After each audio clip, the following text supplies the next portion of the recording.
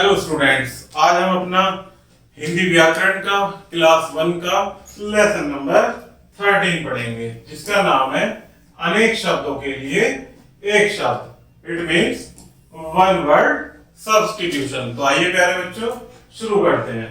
इन वाक्यों को पढ़िए। जैसे जहां पढ़ाई होती है उसे क्या कहते हैं प्यारे बच्चों? विद्यालय। जो पढ़ाता है उसको क्या कहते हैं? अध्यापक। जो पढ़ते हैं उनको क्या कहते हैं? विद्यार्थी। अर्थात किसी एक शब्द के लिए जो पूरा एक वाक्य होता है उसके लिए जो एक शब्द यूज किया जाता है उसे क्या कहते हैं? अनेक शब्दों के लिए एक शब्द। अर्थात जैसे हमने पढ़ा जहां पढ़ाई होती है उसे क्या कहते हैं? विद्यालय।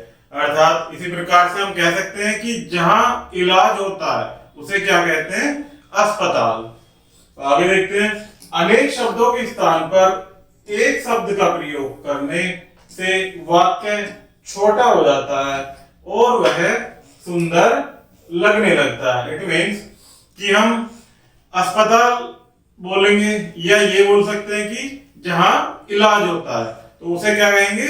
अब इलाज होता है एक बड़ा वाक्य हो गया, तो केवल इसी एक वाक्य के स्थान पर हम क्या बोल सकते हैं कि जैसे मैं आपको कहता हूं कि आप अस्पताल जा रहे हैं, तो मैं क्या कहूंगा कि अस्पताल वो कहां है? तो केवल कह सकते हैं अस्पताल। ये ना बोल करके कि वो जहां इलाज होता है वहां गया है, तो इस प्रकार से ना बोल करके क्या बोलेंगे? वो अस्पताल गया है। तो उस पूरे वाक्य के स्थान पर हमने अस्पताल शब्द का प्रयोग किया है। तो ऐसे शब्द को क्या कहते हैं? अनेक शब्दों के लिए एक शब्द। आगे देखते हैं। हम अपनी बात को सरल बनाने के लिए अनेक शब्दों के स्थान पर एक शब्द का प्रयोग करते हैं। अर्थात जैसे ये हमने उदाहरण के रूप में पढ़ा है, जहां पढ़ाई होती है उसे क्या कहते हैं? विद्यालय। जहां जो पढ़ाता है उसे क्या कहते हैं? अध्यापक। इसी प्रकार से आप कह सकते हैं जहां हम पूजा करते हैं उसे क्या कहते हैं प्यारे बच्चों? पूजा घर। जहां हम नहाते हैं उसे क्या कह सकते हैं? स्नान घर। तो इसमें कुछ अन्य उदाहरण दिए गए हैं प्यारे बच्चों, उनको हम और आप साथ मिलकर पढ़ेंगे। जैसे जो इलाज करता हो उसे क्या कहेंगे? डॉक्टर। जो डाक बांटता हो उसे क्या कहेंगे? डाकिया। जो खेती करता हो उसे क्या कहेंगे? किसान। तो ये अनेक शब्दों के लिए केवल हम एक शब्द का प्रयोग कर रहे हैं, इसी को क्या कहते हैं? एक शब्द। जो कपड़े धोता है उसे क्या कहते हैं? धोबी। जो जूते सिलता है उसे क्या कहते हैं? मोची।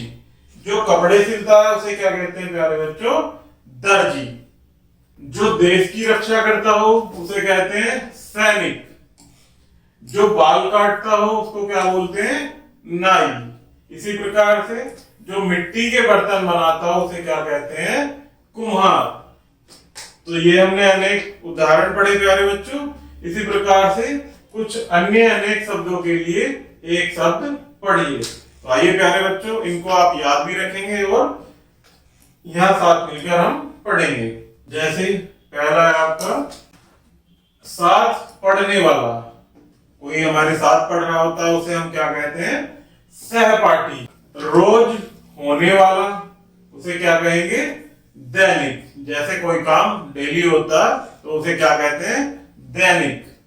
जो मांस खाता हो उसको क्या बोलते हैं प्यारे बच्चों? मांसाहारी। दया करने वाला, जो दया करता है उसे क्या कहते हैं? दयालु। जिसके माता पिता न हो उसे क्या कहते हैं प्यारे बच्चों? जैसे किसी बच्चों के माता पिता नहीं होते हैं उन्हें क्या कहते हैं? अनाथ। जो कभी मरे ना उसे क्या कहते हैं? अमर। जो संभव न हो उसे क्या कहेंगे प्यारे बच्चों? असंभव। जो आज्ञा मानता हो उसको क्या कहेंगे प्यारे बच्चों? आज्ञाकारी। इसी प्रकार जो सदा सत्य बोलता हो उसे क्या कहेंगे? सत्यवादी। जो किसी से न डरता हो उसे क्या बोलेंगे प्यारे बच्चों? निडर। इसी प्रकार से आगे जो लालच करने वाला होता है उसे क्या बोलते हैं? लालची। जो ईश्वर में विश्वास करता हो, आस्तिक, और जो शहर में रहता हो उसके लिए एक शब्द क्या यूज करेंगे? शहरी। तो इस प्रकार से प्यारे बच्चों आपने देखा कि हम एक वाक्य में जो शब्द अनेक शब्द होते हैं उनके लिए केवल एक शब्द का प्रयोग करते हैं, उसे क्या कहते हैं? अनेक शब्दों के लिए एक शब्द। तो हमने इसमें ये सभी उदाहरण पढ़े, तो आशा करता हूं कि ये आपको अच्छे से समझ आया होगा प्यारे बच्चों। तो वीडियो में किसी प्रकार की कोई समस्या हो तो कमेंट बॉक्स में कमेंट कीजिएगा। धन्यवाद।